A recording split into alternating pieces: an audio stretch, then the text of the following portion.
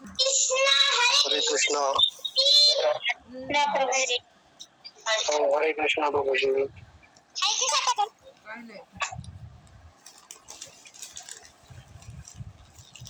काय हो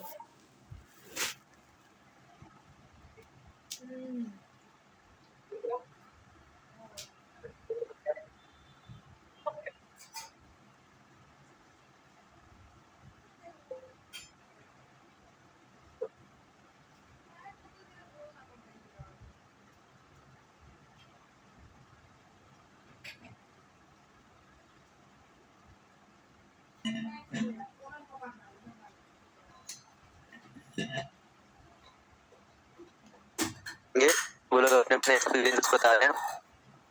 सो मैं रिक्वेस्ट करूंगा विवेक प्रभु जी को पढ़ने के लिए।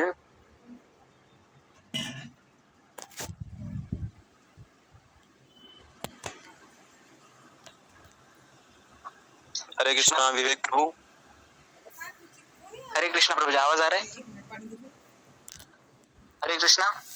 यस यस आ रहे हैं।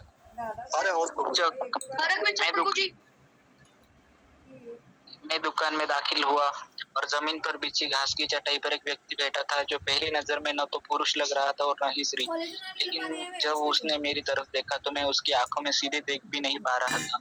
उसकी आंखें इतनी चमकी और दमकती हुई थी, उसकी त्वचा सुनहरी थी, गाल गुलाबी थे और उसके बड़े बड़े कान उसके चेहरे को घेरे हुए थे। उसने 3 मालाएं पहनी हुई थी, एक उसके गले में, एक उससे थोड़ी लंबी और तीसरी उसकी छाती पर। उसका माथा लंबा था जो उसकी चमकती आंखों से ऊपर उठा हुआ था और उसकी भौहों में कई झुर्रियां थी। उसकी बाहें पतली और लंबी थी। उसका मुंह भरा हुआ, गहरा लाल और मुस्कुराता हुआ था और उसके दांत उसकी आंखों से भी ज्यादा चमकदार थे। वह पालती मारकर बैठा था। ऐसी मुद्रा मैंने पहले कभी किसी योग की किताब में नहीं देखी थी और न ही किसी योग को करते हुए देखी थी। यह बैठने की मुद्रा थी, लेकिन उसका दाहिना पैर जांघ के ऊपर से होकर उसके बाएं तुल्ले के पास था और एक घुटना दूसरे घुटने पर ठीक उसके सामने टिका हुआ था। उनकी हर अभिव्यक्ति और हाव भाव मेरे देख के हर व्यक्तित्व से अलग अलग था और मुझे आभास हुआ कि उनमें से कुछ ऐसे अर्थ छिपे हैं जिन्हें मैं नहीं जानता। एक ऐसी संस्कृति और मनोदशा से जो इस दुनिया से बिल्कुल परे है। उनकी कमर पर एक तिल था और टखने पर एक अजीब सा कठोर निशान था, एक गोल निशान जैसा कराटे विशेषज्ञ की उंगलियों के जोड़े पर बनता है। उन्होंने केसरिया रंग का बिना सिला कपड़ा पहना हुआ था। उनका हर पहलू अनोखा था और उनकी पूरी आभा से ऐसा लग रहा था मानो वे कमरे में बैठे ही ना हो, बल्कि किसी और जगह से प्रकट हुए हो। उनका रंग इतना चमकीला था कि मानो कोई रंगीन फिल्म चल रही हो और फिर भी वे वही मौजूद थे। मैंने उन्हें बोलते हुए सुना, वे मेरे सामने ही बैठे थे। फिर भी ऐसा लग रहा था कि अगर मैं उन्हें छूने के लिए हाथ बढ़ाऊं तो वे वहां नहीं होंगे। साथ ही उन्हें देखने का कोई अमूर्त या सूक्ष्म अनुभव नहीं था, बल्कि एक अत्यंत गहन उपस्थिति थी। हरे कृष्णा।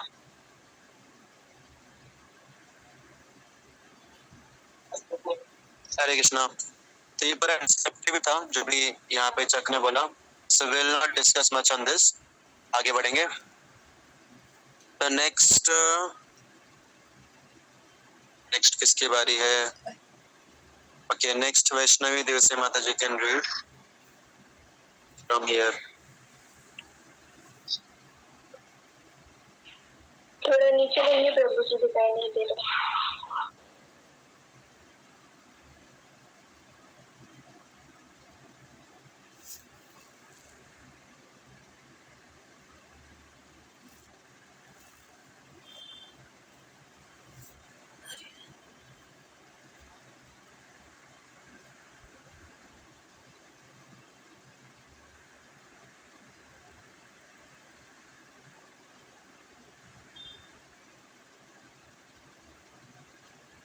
हरे कृष्णा, आवाज आ रही है प्रभु जी?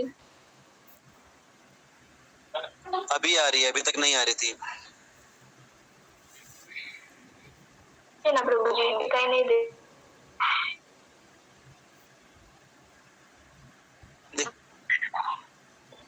हाँ, हरे कृष्णा, बाकियों को दिखाई दे रहा है? हाँ, अभी दिख रहा है, अभी दिख रहा है।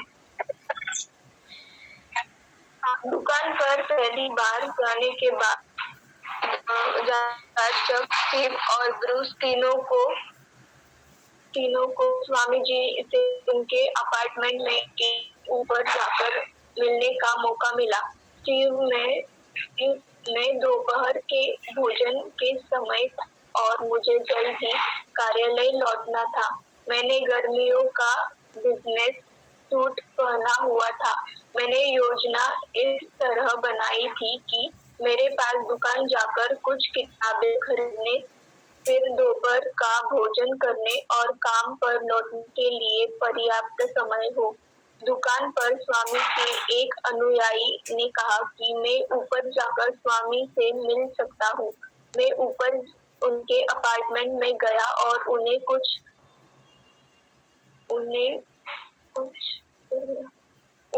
लड़कों के साथ उनके बैठने की जगह पर पाया। मैंने शायद उनकी बातों में दखल दिया होगा, लेकिन मैंने उसने पूछा कि क्या मैं श्रीमद् भागवतम के तीनों खंड खरीद सकता हूँ। एक भक्त ने प्रभुपाद के आसन के सामने वाली अलमारी से किताबें निकाली। मैंने किताबों को छुआ। उनका रंग बहुत ही खास था, जो आमतौर पर अमेरिका में नहीं देखा जाता। लाल रंग की प्राकृतिक मिट्टी ईंट जैसी, और मैंने उनसे पूछा कि उनकी कीमत कितनी है। उन्होंने कहा $6 प्रति पुस्तक। मैंने अपने बटुए से $20 निकाले और उन्हें दे दिए। किताबों की कीमत के बारे में पूछने, पैसे देने के लिए वही एकमात्र व्यक्ति लग रहा था, क्योंकि बाकी कोई भी उनकी ओर से आगे नहीं आया। वे सब बस बैठकर उनकी बातें सुन रहे थे।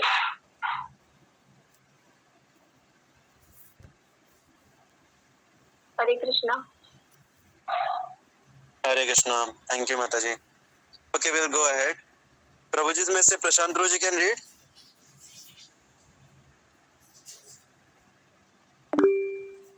हरे कृष्णा। प्रशांत प्रभु है। हरे कृष्णा। आप पढ़ सकते हैं। हरे कृष्णा। हाँ। ओके।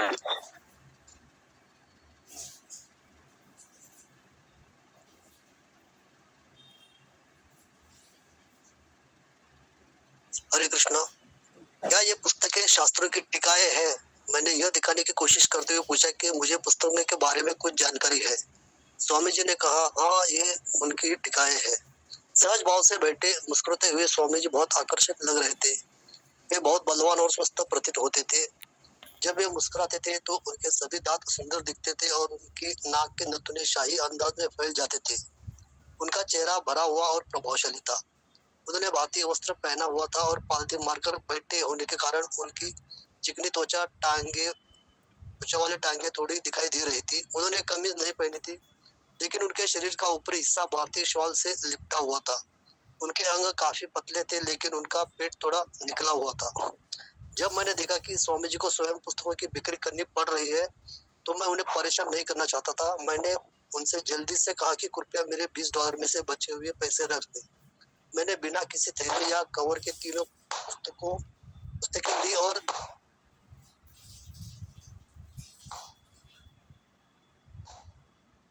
मैंने उनसे जल्दी कहा कि कृपया मेरे $20 से बचे हुए पैसे रख ले। मैंने बिना किसी थैले या कवर के तीनों पुस्तकें ली और जाने की तैयारी में खड़ा था। तभी स्वामी जी ने कहा, बैठ जाओ, और मुझे दूसरों की तरह अपने सामने बैठने का इशारा किया। उन्होंने बैठ जाओ अलग स्वर में कहा था। उनका स्वर गंभीर था और यह संकेत दे रहा था कि अब पुस्तकों की बिक्री पूरी हो चुकी है और मुझे दूसरों के साथ बैठकर उनकी बातें सुननी चाहिए। वे मुझे महत्वपूर्ण निमंत्रण दे रहे थे कि मैं भी उन लोगों में से एक बन जाऊं, जो दिन में कई घंटे उनके साथ बिताते थे। जब मैं आमतौर पर अपने काम पर होता था और आ नहीं पाता था, मुझे उनकी इस फुर्सत से ईर्ष्या होती थी कि वे उनसे इतना कुछ सीख पाते थे और उनके साथ बैठकर इतनी आत्मीयता से बात पाते थे। बिक्री का लेन देन समाप्त करके और मुझे बैठने के लिए कहकर उन्होंने यह मान लिया कि मुझे उनकी बातें सुनने की जरूरत है और मेरे पास दुनिया में इससे बेहतर कोई काम नहीं है कि मैं सब कुछ छोड़कर उनकी बातें सुनूं। लेकिन मुझे कार्यालय वापस जाना था। मैं बहस नहीं करना चाहता था, लेकिन रुकना भी मुमकिन नहीं था। माफ कीजिए, मुझे जाना होगा, मैंने दृढ़ता से कहा। मैं अभी लंच ब्रेक पर हूँ। जैसे मैंने यह कहा, मैं दरवाजे की तरफ बढ़ने लगा और स्वामी जी अचानक मुस्कुरा उठे और बेहद आकर्षक और खुश नजर आए। उन्हें शायद इस बात का एहसास हुआ कि मैं एक मेहनती और व्यस्त नौजवान हूँ। मैं यहाँ सिर्फ इसलिए नहीं आया था कि मैं बेरोजगार हूँ और मेरे पास करने को कुछ नहीं है। मेरे ऊर्जावान स्वभाव को देखकर उन्होंने मुझे जाने की इजाजत दी थी। हरे कृष्ण।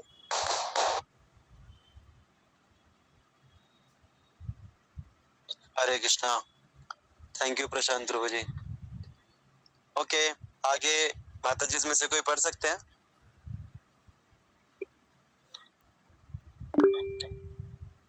ओके, जय हो कल्याणी माता जी। पढ़िए, रुकिए 1 मिनट।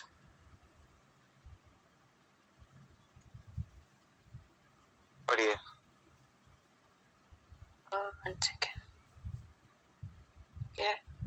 जब दुकान में मौजूद भक्तों में से एक ने मुझे स्वामी जी से अकेले में मिलने के लिए ऊपर बुलाया। मुझे दुकान से बाहर एक गलियारे में ले जाया गया और अचानक मैं एक अंदर सुंदर छोटे बगीचे में पहुंच गया, जहां एक पिकनिक टेबल, एक चिड़िया के लिए पानी का कुंड, एक चिड़िया का घर और फूलों की कौरियां थी। बगीचे से आगे बढ़ने के बाद हम एक मध्यम वर्गीय अपार्टमेंट बिल्डिंग में पहुंचे। हम सीढ़ियों से चढ़कर एक अपार्टमेंट में पहुंचे जो बिल्कुल खाली था। बस सफेद दीवारें और लकड़ी का फर्श।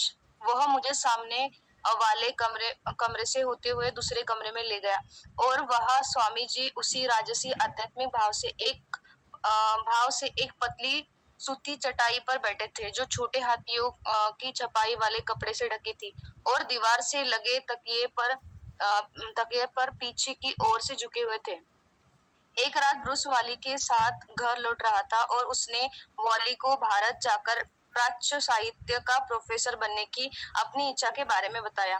वॉली ने पूछा, क्यों भारत जाना है? भारत तो यहाँ आ गया है। स्वामी जी हमें ये प्रामाणिक बातें सिखाते हैं। भारत क्यों जाना है? ब्रूस को वॉली की बातें में दम लगा, इसलिए उसने भारत जाने के अपने लंबे समय से संजोए विचार को छोड़ने का फैसला किया, कम से कम अब तक, जब तक वह स्वामी जी से मिलता रह सकता था। हरे कृष्णा। हरे कृष्णा। थैंक यू कल्याणी माता जी। मुझे एक्चुअली ये पॉइंट तक लाना था आप सभी को, इसके लिए मैंने खुद को कंट्रोल किया, कुछ डिस्कस नहीं किया मैंने पिछले पैराग्राफ्स में, क्योंकि ये आज के दिन के लिए एकदम शोभा देता है ये पैराग्राफ। कोई गेस कर सकते हैं क्यों?